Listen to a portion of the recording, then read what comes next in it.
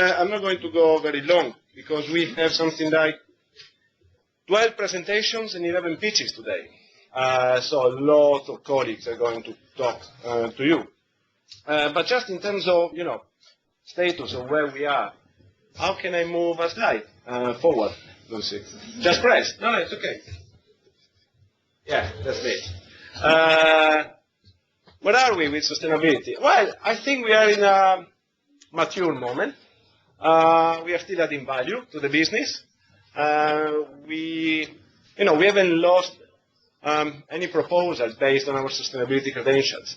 So what we are doing is fine, is right, okay, for our clients related to sustainability of our operations and how we embed sustainability in the business. Of course, we know we can do more, and we are going to do more. But we are in a very good position right now. On carbon, we are still leaders, which is a great position to be. We are organizing good events, and this is the last brochure that Rakesh brought yesterday, 2,000 copies. So you're not going to leave the building without one of these, because we need to use them, we need to read them. We need to get them out of the way, for obvious reasons. But I will tell you more in a moment. And YPs. The YPs are, there's a YP sustainability network, and Lucy is going to tell you more in a moment. It's a bit of a mixed bag. It's a joy because they are young and with lots of good ideas, and a bit of a pain because I would like them to be much more active. On Talk on Yammer, I'm not seeing many interventions. How many of you are on the Talk on Yammer sustainability practice? Quite of a good number. How many of you ever made a post? Yeah, okay, no, I know you. So we are getting there. So not everybody is there, and I would welcome everybody to join the practice. And the ones that are already there, not everybody is actually using it. And as a community, if we don't make the best use of our tools, we are not going to get there. Okay? So please join the community, and please actively participate. Use it. It's there for you. Okay? For us. What else? Yes. I think that when they asked me for slides, I said, I don't want slides. But then I thought, let me take back this as the only slide. Why? Because if it was not clear, this is sustainability for us. Okay? Using our own ingenuity to deliver lasting value. Okay? Why it was important in the past, and why it is important today, and even more in the future. Because this is going to be even more our identity. I don't know how much I can share with you, but I share enough to tell you that we are going to be our differentiator. You know there's a new brand coming. We received some nice pictures, there were some nice comments, but apart from that, our value proposition is that we are going to, to open opportunities with connected thinking. These 5 words are going to become part of our DNA, unless it is already there. And I guess that for most of us, it is there. For others, it's not. So I'm talking to the ones where actually this mindset, this DNA is not there. This is what we are going to propose to our customers, to the outside world. And it is a promise for some majority of us. So we need to catch up. And this is going to be an enabler to actually keep the promise that we are going to make with a new brand. Okay? I leave it there. We're going to discover much more from Saturday, Monday, definitely in the very near future. But this is our mantra. Using ingenuity, lateral thinking, connecting dots, hidden connections, thinking laterally. Go to customers. Go to customers. Sustainability, very broad, very vague. Everybody has a definition of sustainability. Excellent. Meet your customers. Ask them what sustainability means for them. and deliver solutions. Okay? And now I think we are going to go straight to one fantastic tool that we developed with Terry and Kim. With Terry.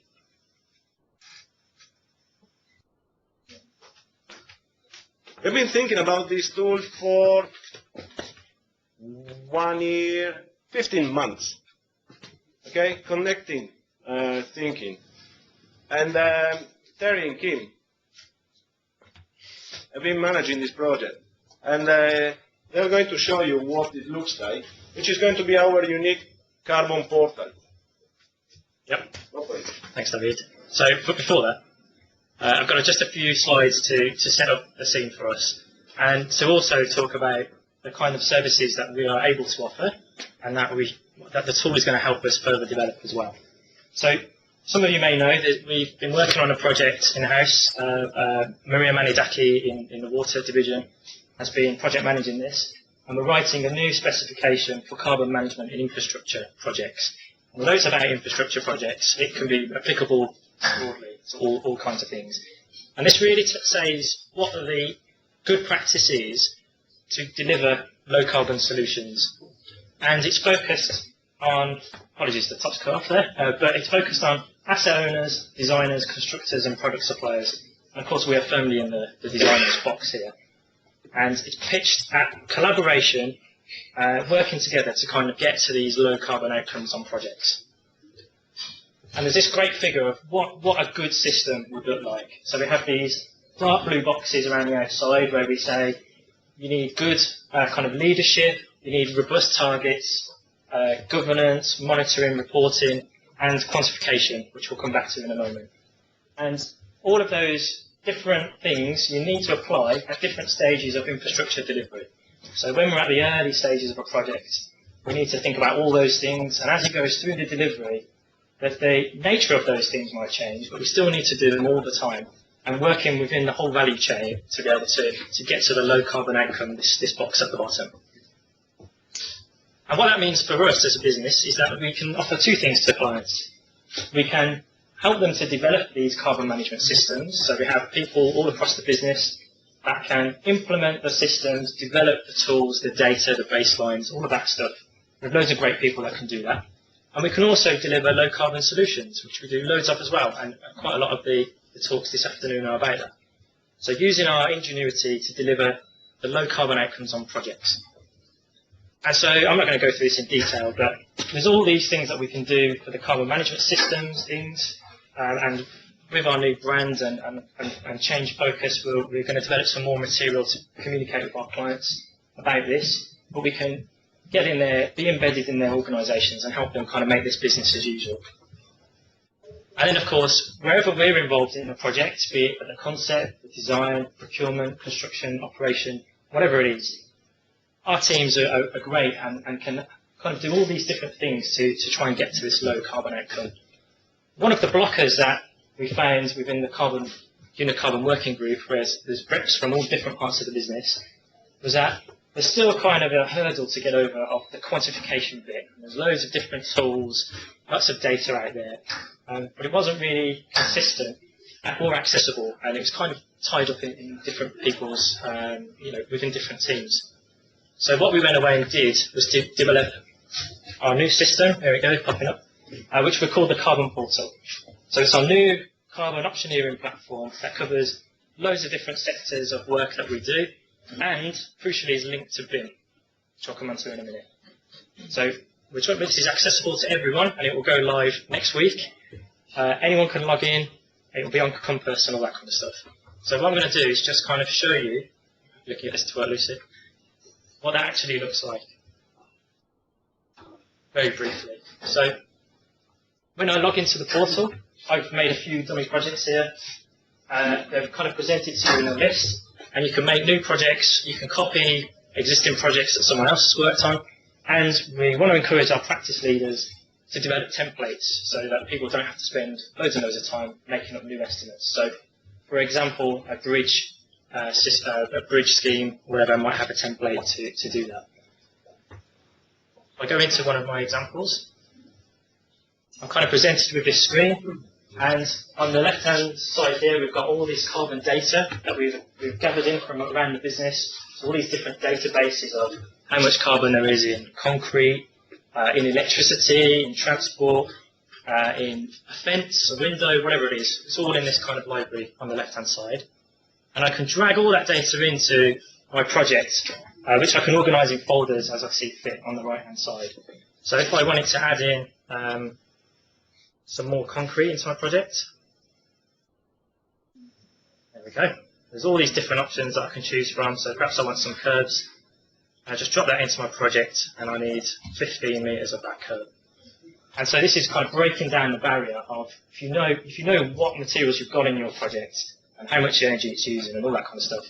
You know, this is breaking down the barrier and saying we've got all the carbon data that you'll need to make that estimate. So like I said, you can organise that in folders, and then summarise nice and clearly, you know, where all the carbon is, so the capital carbon in the materials, the operational carbon and all that kind of stuff is all in there, and you can kind of interrogate that and look through it as you need. And then the crucial feature that we've got is that we've managed to... Are you joking? I forgot something. It's a bit of a bummer, isn't it? Oh. Suffice to say, there's a magic button up here that you click, and you can import outputs from a BIM model, and it's all linked within our kind of carbon data set. Afraid I can't exactly show you that at the moment. But it's very simple and straightforward, and what it does is it adds a new folder into your project that has all of the components in there. So anything that's in our digital component catalogue is linked within our system, and it will automatically populate all that data for you within the system. Yeah, it's right there. Any questions so far? Yeah. Who's more questions? And this is deal with operational aspects of a project as well as just the building structure. Yeah, absolutely. So we've got, if I go back to our library, we've got different kind of subgroups of it. So if I'm using energy on my project, whether it's electricity or fuel, and the electricity is by different countries as well, then we can bring that into the system and you can tell it kind of how much you are using of all those things. And we've also got things like chemicals. So for the water sector, that's quite an important aspect. So you can tell it how much of that per annum you were using as well. And it kind of builds it all into the system.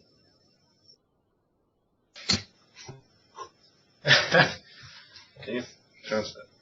Yeah, give me a second. Can you add materials to the component library? Because we've been trying to do some carbon calculating on tunnels and some of the types of concrete we use, or the waterproofing systems. We've really struggled to use find them on existing carbon capture tools. So we're trying to work with PAS at the moment actually to develop that to be taken forward to suppliers and such. Is that something that can be manually added in by us when we get the information, or is it when sent? Ian, do you want to answer? I'll answer that. Thank you. Yes, we can. We can put input custom values, but it won't go into the main database unless the question's been checked. But it will be associated with any project And is that checked through the PAS? It won't be checked through the PAS if it goes into your particular project. But if you think it's very, very good data, we can put it into the main database. Yeah, we've been working with different teams in different parts of the business to try and put some of this data into our system. And after we launch it next week, we absolutely want to work with all parts of the business to work out how we can add more and more content into the system. So here we go, here's my file, and I'm just going to click import here. So, you know, we want practice leaders to kind of work with us now that we've got the first kind of part of the system up and running, to help us put more of that data into the system. There we go, so I've just uploaded that document there, and all of the pipes that are in this project, we've got all different types of pipes, are linked from the catalogue into the system, and it's all done automatically. So we're working on implementing this throughout the whole digital component catalogue, and it should be available very, very shortly indeed. So that's kind of a brief overview of what the system is. That one? Sorry, I just want to get the one before level 5, which is Yeah, there'll be, so along with this, when we launched it on SharePoint, there'll be lots of information about how to do that. And we're working with, just to make the point here, lots of different people across the business. So as David said, Kim and I have been kind of leading the project. We've had great support from the TTS team up in Scotland, Scott and Matt, who have actually been developing the system part. And then we're working with all these other people, so James Newton in Water, we've consulted with Richard Shannon and all sorts of different people, and we want to keep expanding that network out as much as we can. And on the BIM side, Tom Hughes and Alan Selby in particular have been really helpful to set up the workflows that we're going to need to actually make that stuff happen. So that's it, a very brief kind of introduction. As I said, it's going to hopefully launch next week. It'll be accessible through Compass in the tools menu, and it'll be available to everyone. And we really do want feedback, what on the things that we can improve, sectors that we can expand coverage on, and all that kind of stuff. And there'll be a little feedback button at the top of the port to do that as well.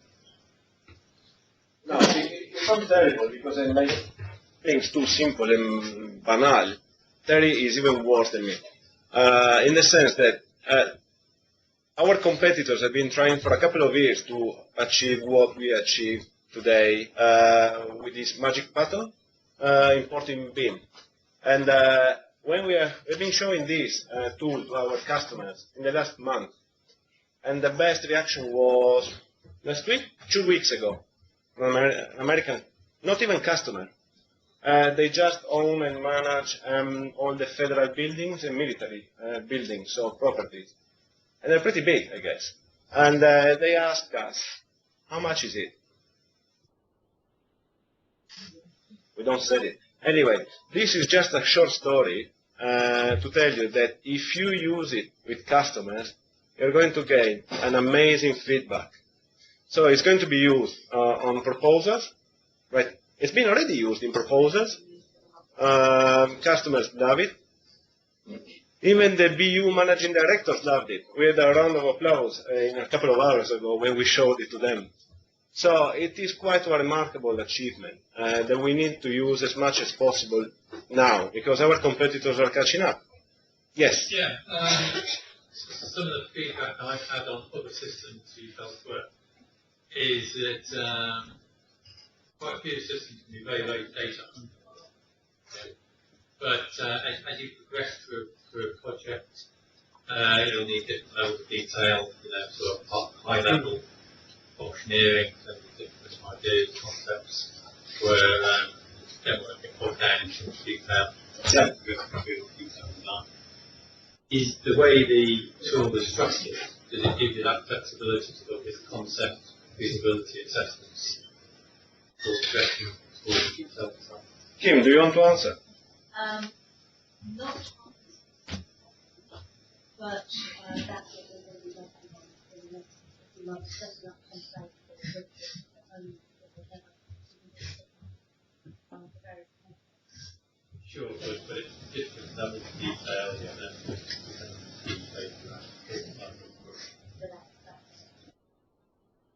So the answer is yes. On in the water sector, the water sector is already there as a concept design, and the aim is actually to tackle carbon as soon as possible because we know that at the earlier stages we make the biggest savings. Yeah. Now we need to build the models with you guys because we can do what we can do at a detail level, but we need to. Yes. Yeah. That's precisely. We need to build the models. First of all, the project models at the detail level, and then the carbon equivalent. So it's going to be there, and we are going to use it in the wind stage as well, eventually, if it makes sense. So Yeah, how much is that do you need from the practice service bridges? Will that need external projects back into it? So therefore to encourage lots of projects to be using it to then bring that data back to you? Is that You could do it two ways. So if you've got some projects that we could do at the detail level, you could start to make some kind of benchmark or aggregate some of that data up to higher level stuff. Or you can do it from pen and paper. what's a model bridge look like? What are the components of it that you want to put in and your concept level that you're able to influence at that stage, and build up the data that way. I don't think it takes as long as you think it does to actually do that, provided you know what units you want to be able to include and manipulate within the portal. So it's just a case of spending that little bit of time to work out what it is that you want to be able to use. But this is not a work in isolation, because you're working with the DCC, the Digital and Capital Components guys, in building standard assets and data. So it wouldn't make sense to work us with you and not with them. So I'm pretty sure there's a plan about building these concept design stage models. And then we need to tap into what they are doing as well. Yeah. It links with that question and what we want to do with it, and the sort of early stage design. Because if you think back to that infrastructure carbon review graph that said that the most carbon and money saved is at the early stages of deciding to do nothing as opposed to do something. Yeah. This is just, the way I see it, this is another layer of optioneering information that just goes into that optioneering when you make those early design decisions. So it was less a question and more of a, that's how I'm thinking. Yeah, and that's how we want people to use it. And part of the answer to whether we want to sell it, the answer is no. Because we are not a software company. I wouldn't sell a software product to any client, because it's not our job, it's not our business model. We don't have assistants, and I'm pretty sure that Bentley, the idea is to sell it to Bentley systems, but not directly to our customers. But actually, it's at some point to give it for free in 6 months' time, in 1 year. So we actually get the data. Because data is quite valuable. Yeah. So getting the data on infrastructure projects at different stages, in different countries, different sectors. So you see where we are getting to. Anything else? In terms of capability, can it deal with sort of transport planning modelling, so you can make sure, or is this something that you might want to develop in the future, where consider different modes of transport, different passenger demands, and you can establish the carbon footprint of different models? It could. In fact, you could do it now, but I wouldn't recommend using it for that. But it's something we could look at, definitely. In other terms, we can do what we want. Yeah, exactly. Yeah. It's a platform, and depending on how we want to organise the data, you can use it however you want to do it. I'm just curious as to its capability. There's not just much. Depending on priorities and time, I mean, the only constraint is time of the team. So we need to prioritize how we are going to upgrade the portal. But they are going to work flat out for the next couple of months, filling all the gaps as much as possible. Yes, one. So it seems to me that a lot of this work is traditionally suited to quite large projects where there's a long time frame and a lot of iterations to go through to establish a model scalable from a concept design phase, notwithstanding that the information is really important at the beginning of the project. I guess, speaking as many people do when they're asking these questions from a personal perspective, being from a buildings background, it seems to me that there's some quite complex types of systems that can vary quite quickly through a design process. Process is relatively short, fees are tight, time's tight, we've got a lot to do. What work is in the portal at the moment, and templates are important, what works in the portal at the moment around buildings applications, if any, and do you have some subject matter experts that we could be talking to about this tool and buildings? Yeah, I mean, Claire asked me a very similar question to you before at lunch. So it doesn't model the building per se. So you can, but it complements the other models that you might do. So it deals with all the material parts, and you can look at the energy use in terms of carbon with that. But perhaps it's something that we need to explore a bit, how it fits in the flow of the project and how to optimise the use of that one. That is, it's a good question. Depends on what we want to do.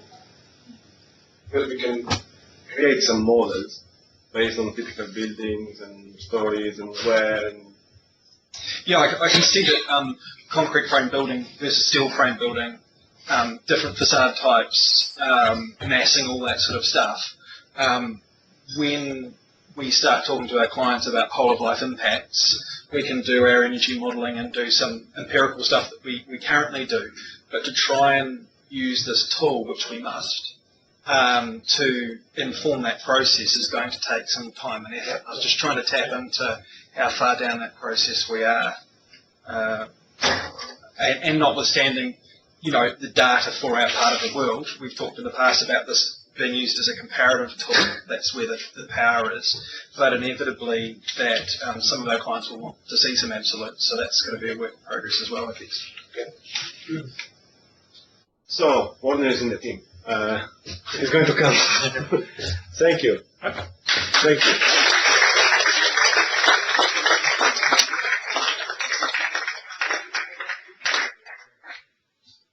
Let's see.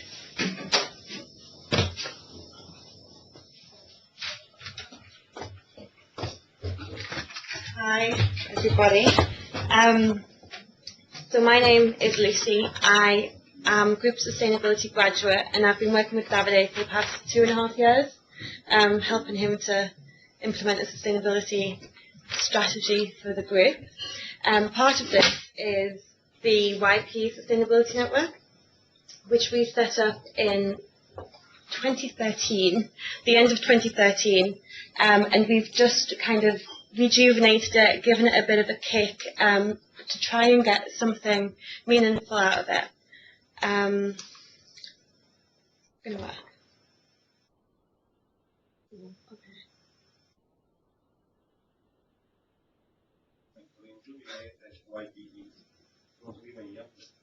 Oh no, age isn't an issue here.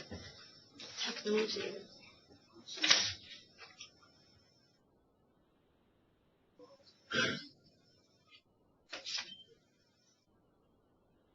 Alright, what have you done?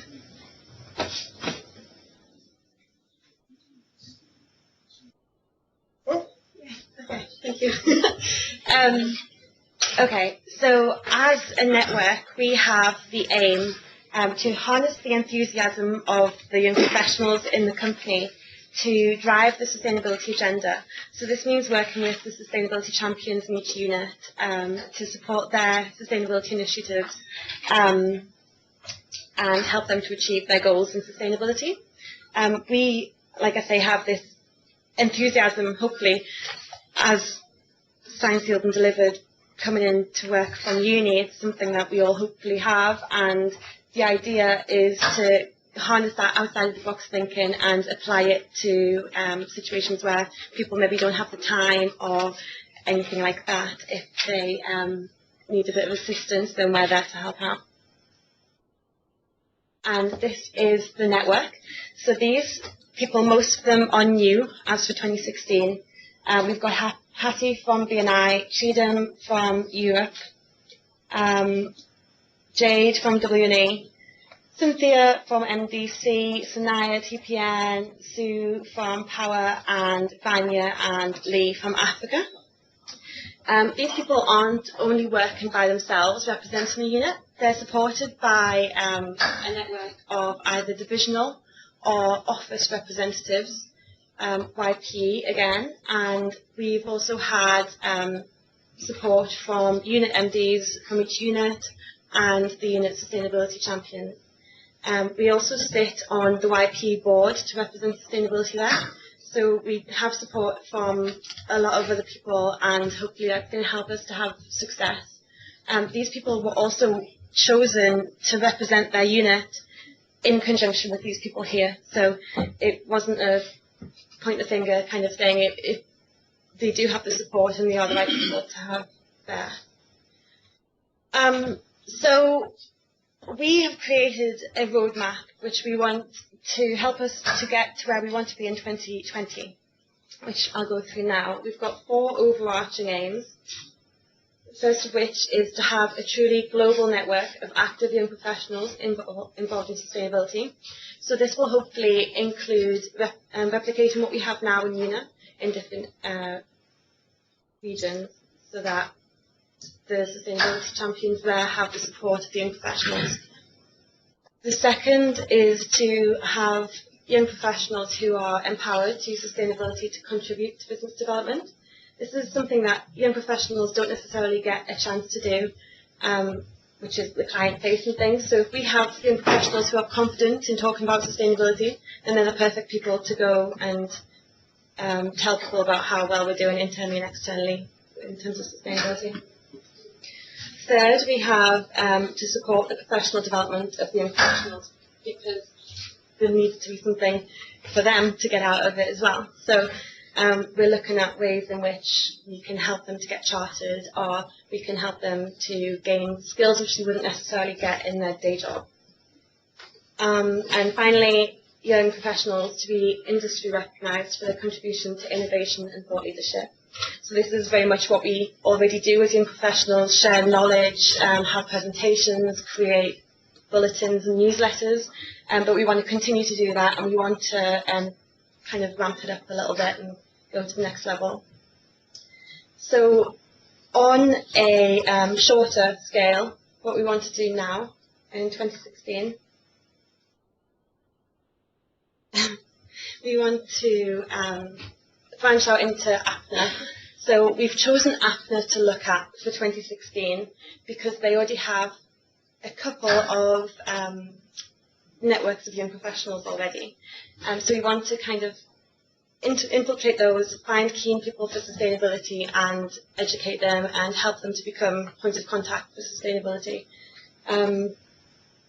We would like to train the YPs to become experts on key tools. So this will be existing tools and tools such as the Carbon Portal. We would like them to be a point of contact about that tool, and also to help to deliver training to other people on how to use the tool. One that we're already working on is creating a passport to sustainability. So this passport will track all of the sustainability activities done by an individual, and they'll be able to use this as evidence for their chartership. And like I say, continue to produce journals, newsletters, and actively participate in sustainability events. You'll notice we have a front row here, mostly of YP. So I'm here today basically to ask young professionals who aren't necessarily involved already to get involved. I also want to thank those of you who are already making full use of the YP Sustainability Network, and encourage those of you who aren't to perhaps get in touch with your unit lead and see how we can be of assistance to you. I also want to take this opportunity to talk about Sustainability Week, which this year will be taking place between the 20th and the 24th of June. So in the past, we've had really successful weeks over the past 2 years. These have had participation from all 4 regions and many offices, 50 in 2014. And we've ran activities such as, I've got a list here, yoga workshops, creation of sustainability concept boards, balloons to mark computers and other equipment left on standby, photography competitions, Go Green Days. The list is endless. There's been so much done over the past 2 years, and it's an excuse for people to focus on what's really important to them, whether that's in the office, or whether that's approaching clients, or whether that's looking at how what they do can be more sustainable.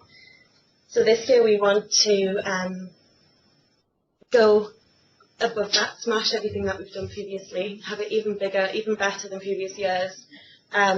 If you want to be involved, contact myself, Kim Hampton, or Angus. And if you don't necessarily have time to be involved, but you've got some ideas, then we've set up a hashtag on Yammer, which is hashtag Sustainability Week. So we're very open to hearing any ideas that anyone has. Any questions? Happy to take them, or you can contact me on Yammer. I have one question. What have you done to the blogs? Oh, no, yeah. Where's the diversity? Yeah, you see. It was not my choice. So I don't have a preference. I have one question. Quite interested in terms of the interactions with my team, in terms of you mentioned about practical. Yes. Can I just elaborate a little bit about that and what it's involved? Yeah. And So we've done some research on the chartership bodies that we, as McDonald, contribute money towards. So looking at the main ones, and we've gone through all of their competencies required and highlighted the sustainability ones. And then what we want to do from that is make a list, kind of consolidate them into the key things and have them available for people to work on, and then people can, mark next to it. When they've done it, provide some evidence, and it'll just be a nice, sleek way of keeping everything together and encouraging people really to look at that part of it. if you want to find out more, do I come from your direction? Yeah, Hattie at the front is leading it. So we're also going to have training sessions run, hopefully. We're going to look at having something like that run by someone who's already achieved chartership, because I know a lot of people who have often get questions about that, saying, I've got these sustainability requirements, what do I do? So there's going to be hopefully a group of people who can give presentations to each unit based on their requirements and things like that. So it's early stages, but The idea behind it came out of a discussion where young professionals were saying, hang on a minute, we're doing loads of stuff for the business, what do we get back out of the extra big we do? And that's one of our ideas that we're protesting. We're funded by BNI and CTN at the moment to see if it does happen to see some of that the other way.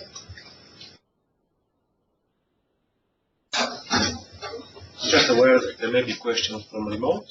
no, it's not. It's fine. Angus has got it. No, okay. Yeah, thank you. And like I say, you can contact me on Yammer or anything. Thank you.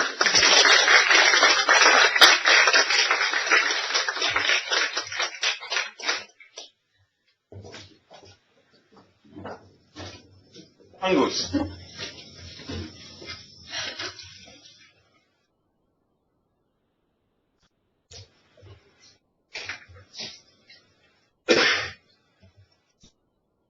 Thank you very much. So I'm going to talk about these two concepts that are up on the screen now. So the water, energy, food security nexus and the circular economy.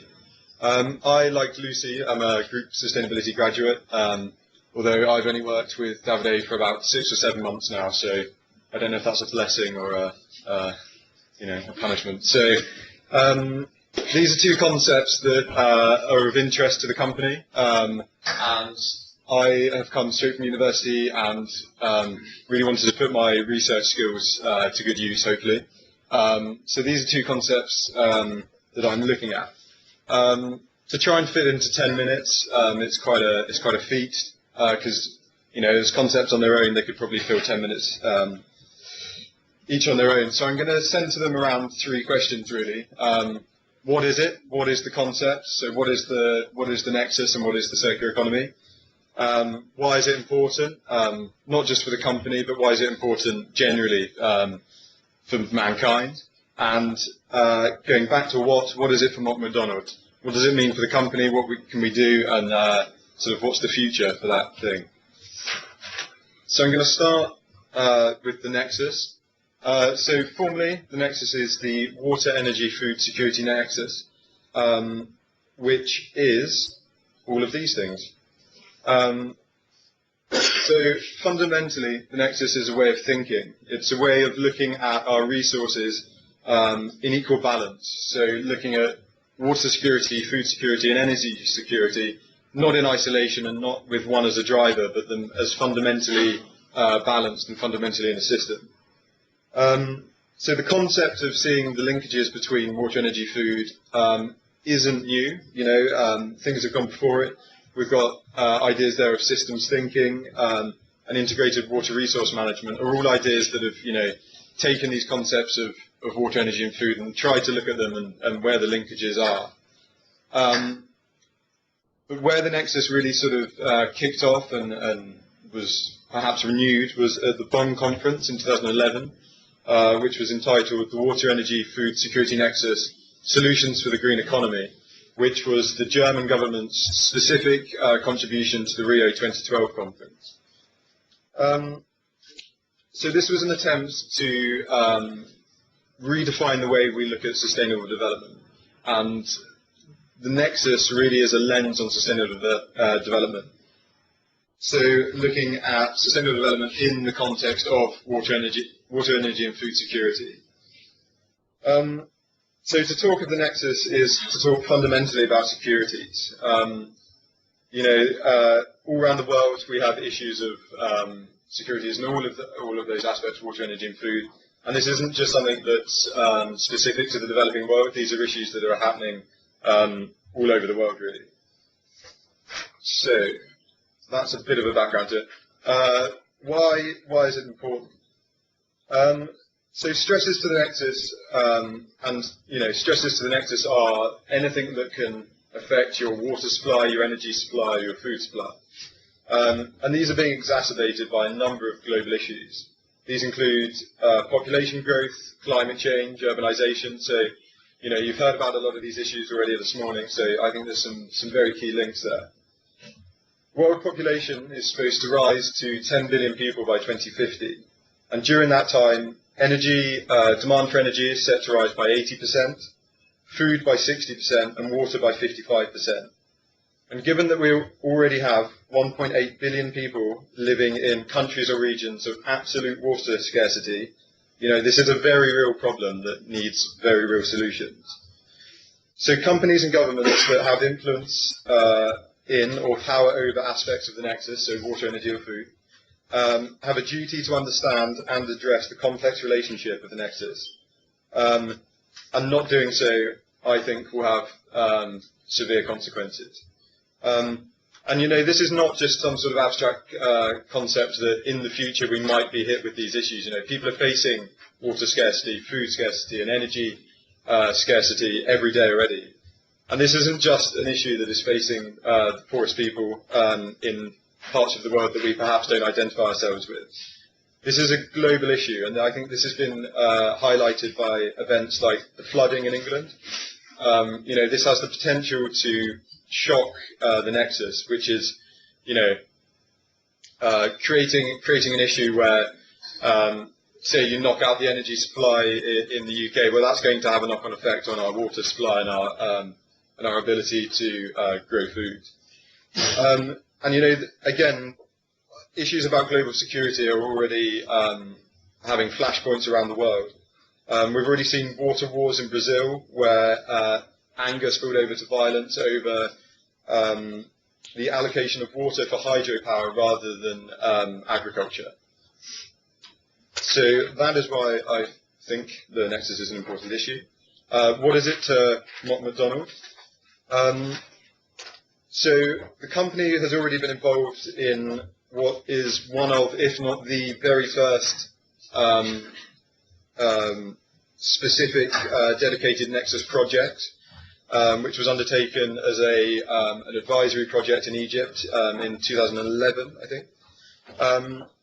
So for Mott MacDonald, aside from the obvious social, environmental and moral arguments behind tackling security issues in water, energy and food sectors, I think the biggest risk really is doing nothing. I think failing to address the nexus will cost governments, companies and ultimately people in the long run. Mott MacDonald has seen that there is already the power to win business on the nexus, on the strength of our knowledge, and the company already spans these areas. You know, we've got expertise in water, we've got expertise in energy, and we also have expertise in agriculture and agricultural policy. So I think it's up to all of us to influence clients, donors, and our own staff about the importance of the nexus, and you know, really push for these integrated solution thinking. To me, the linkages are clear, and subsequently so are the benefits of thinking in a nexus way. I think we need to be bold in breaking down business silos, and to do that we can drive change and really tackle the nexus. I appreciate that's a very quick overview of the nexus, but I want to get into the second area of research that I've been looking at, which is the circular economy. Again, what is it? The concept centres on moving away from a system that looks in a linear way and one that embraces a model of circularity. This idea, again, much like the Nexus, isn't 100% new. You know, there's been iterations of this in the past, and it was perhaps best popularised by Walter R. Stahl in the 1970s. You know, it kind of went away for a bit, and then it's come back, and everyone's favourite sailor, Ellen MacArthur, has done her best to, you know, put it back up the agenda. So I think key to most definitions of the circular economy are notions that resource efficiency driven by a circular waste management system is fundamentally a good thing for society. You know, by removing the very concept of waste, you can really tackle some of our biggest issues. I think what's happening recently and quite excitingly is that companies are beginning to see the potential of the circular economy, not so much in its traditional sense, but very much incorporating it, but looking around a realignment of our business as usual systems. So things like using big data, promoting the sharing economy, and requiring companies to embrace disruptive business models is really part of what the circular economy is about now. Just a quick example, Philips, the lighting company, you know, you can now buy lighting as a service from them. So rather than buying light bulbs and fitting them in, you buy the whole system from them. So they provide your lighting, they own the asset, they are responsible for the maintenance of that asset, and subsequently they have a responsibility to ensure that that product lasts for as long as it possibly can. Again, why is it important? So societies, I think particularly Western societies, have an obsession with consumption and material goods. And this behaviour is predicated on a planet of infinite resources, which simply doesn't exist. The circular economy challenges our current economic system in which consumption of goods and resources is valued above all else. It challenges the very narrative of growth. The question that remains is whether global growth can continue at its current rate. I would argue that no, it can't. I think it's clear that for growth in the developing world must be matched by a reduction in consumption in the globalized West. So I think a circular economy that addresses these kinds of issues, one in which renewable energy supplies power and where resources are managed efficiently, can really help issues of excessive consumption, really. And again, what is the circular economy for Mott MacDonald? Again, as with the Nexus, I think the biggest risk is doing nothing. I think the circular economy could well... I think Mott MacDonald is well placed as a consultancy to influence suppliers, clients and internal staff to embrace a new agenda on what growth looks like. As a company, Mott MacDonald is already embracing ideas and concepts of circular supplies, value networks and big data, all of which contribute to a more circular future. I think the challenge is to synthesize what Mott's is already doing and to drive forward the agenda in the industry. The circular economy for engineering consultancy is hazy at best, and I think we as a company can really define where we go in the future. I think this should be high on the agenda because not doing so will see excessive consumption continue and global social and economic inequality widen. So that's a very whistle-stop tour of two concepts that I'm working on and that Mott MacDonald are looking at. So thank you very much, and if you've got any questions.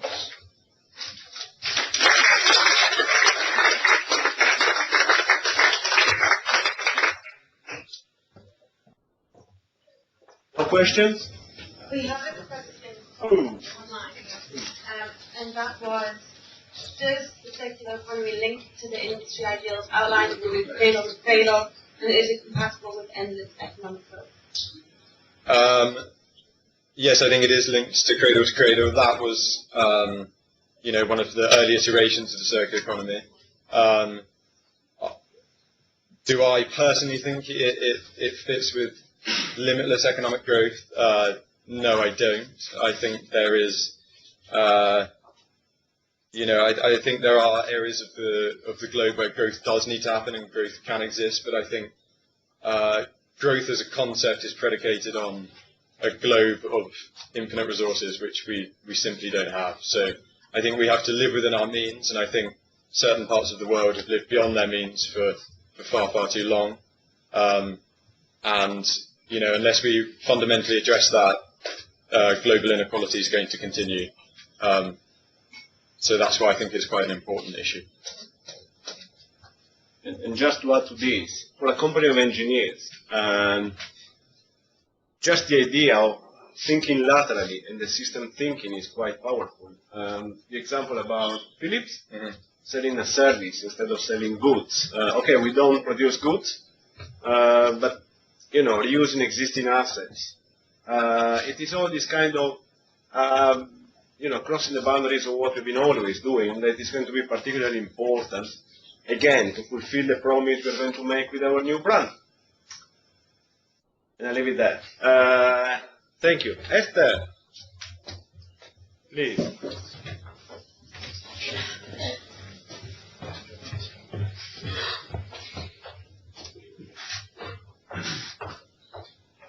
Esther Gulatsky is going to talk to you about health and well-being in buildings, and she's one of our hidden gems. Oh. Maybe she's not hidden. Hopefully not so hidden, but No, exactly. You might not be able to. I'm having a bit of a cold, so just hopefully I last through 10 minutes. But maybe that's actually put that here in case I need.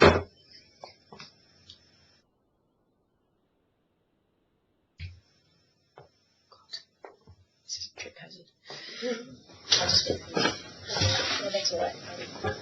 I'll just get around it.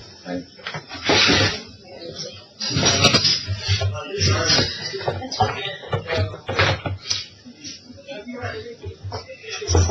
Look at it, right?